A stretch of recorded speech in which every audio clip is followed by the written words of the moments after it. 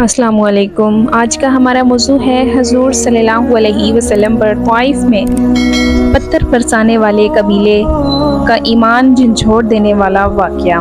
مکہ کی گلیوں میں ظلم و ستم کا بازار گرم تھا۔ نبی آخر الزماں صلی اللہ علیہ وسلم جو سچائی، انصاف اور محبت کا پیغام لے کر آئے تھے، انہیں اپنے ہی قبیلے کے لوگ جھٹلانے لگے۔ ہر طرف نفرت، تمسخر اور تکلیفیں تھیں۔ ابو لہب، ابو جہل اور سرداران قریش نے ان کے لیے مکہ کی زمین تنگ کر دی۔ نبی صلی اللہ علیہ وسلم فرماتے ہیں، اے مکہ والو، تم میری بات کیوں نہیں سمجھتے؟ میں تمہیں آگ سے بچانے آیا ہوں، تمہیں جنت کی خوشخبری دینے آیا ہوں۔ جب مکہ والوں نے یہ بات نہ سنی تو نبی صلی اللہ علیہ وسلم نے طائف کا رخ کیا، شاید وہاں کے لوگ اللہ کا پیغام قبول کر لیں۔ ساتھ ہی صرف ایک حضرت زید بن حارثہ رضی اللہ تعالیٰ عنہ تھے۔ فاصلے لمبے، راستے دشوار، مگر دل میں امید تھی۔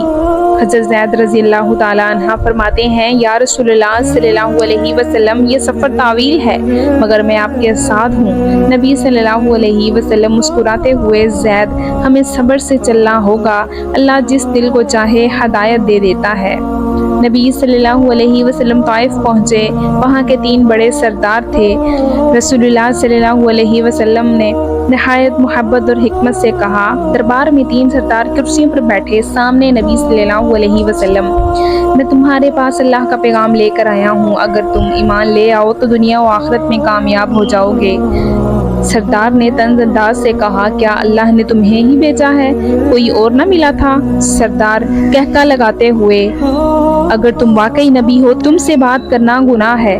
سردار غصے میں، نکلو یہاں سے، ہمارے شہر سے نکل جاؤ ورنہ ہم تمہیں رلا دیں گے۔ طائف کے سرداروں نے صرف انکار ہی نہیں کیا بلکہ نبی صلی اللہ علیہ وسلم کو شہر سے نکلوا دیا۔ انہوں نے اپنے اوباش لڑکوں اور غلاموں کو اکٹھا کیا اور حکم دیا، ان پر پتھر برساؤ۔ زید رضی اللہ تعالیٰ عنہ، یا رسول اللہ، خود کو بچائیں۔ زید اپنے جسم سے پتھروں کو روکتے ہیں، خون بہہ رہا ہے۔ نبی صلی اللہ علیہ وسلم کے قدم زخمی، جوتے خون سے بھر گئے، وہ چلتے جا رہے ہیں، پتھر لگتے جا رہے ہیں۔ وہ جن کے ایک اشارے پر پہاڑ لرز سکتے تھے آج خاموش تھے، صبر کر رہے تھے، رحمت کا پیکر بن کر برداشت کر رہے تھے۔ رسول اللہ صلی اللہ علیہ وسلم ایک انگور کے باغ میں درخت کے نیچے بیٹھے، خون سے تر لباس، چہرے پر غم اور آنکھوں میں آنسو۔ نبی صلی اللہ علیہ وسلم دعا کرتے ہوئے، اے میرے رب، میں اپنی کمزوری، بے بسی اور لوگوں کی نظروں میں اپنی بے قدری کی شکایت تیرے حضور کرتا ہوں۔ اے سب سے زیادہ رحم کرنے والے، تو میرا رب ہے اور تو ہی میرا سہارا ہے۔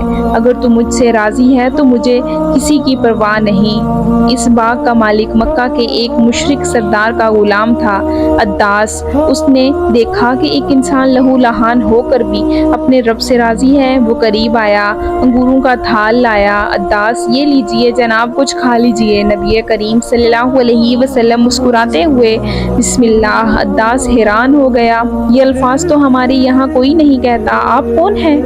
نبی کریم صلی اللہ علیہ وسلم، میں اللہ کا رسول ہوں، میرا رب وہی ہے جس نے یونس علیہ السلام کو مچھلی کے پیٹ سے نجات دی۔ عداس، آپ کو یونس علیہ السلام کا علم ہے؟ رو پڑتا ہے، میری جان قربان ہو، آپ واقعی نبی ہیں۔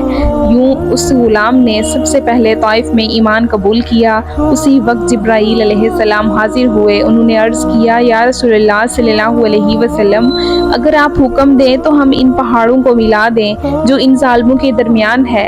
نبی کریم صلی اللہ علیہ وسلم آنسوؤں کے ساتھ، نہیں جبرائیل، مجھے امید ہے کہ ان کی نسلوں میں کوئی ایسا آئے گا جو ایک اللہ کو پکارے گا۔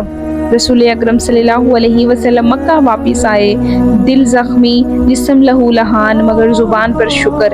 یہ صبر، یہ استقامت، یہ رحمت، یہی وہ کردار تھا جس نے دنیا کے دل بدل دیے۔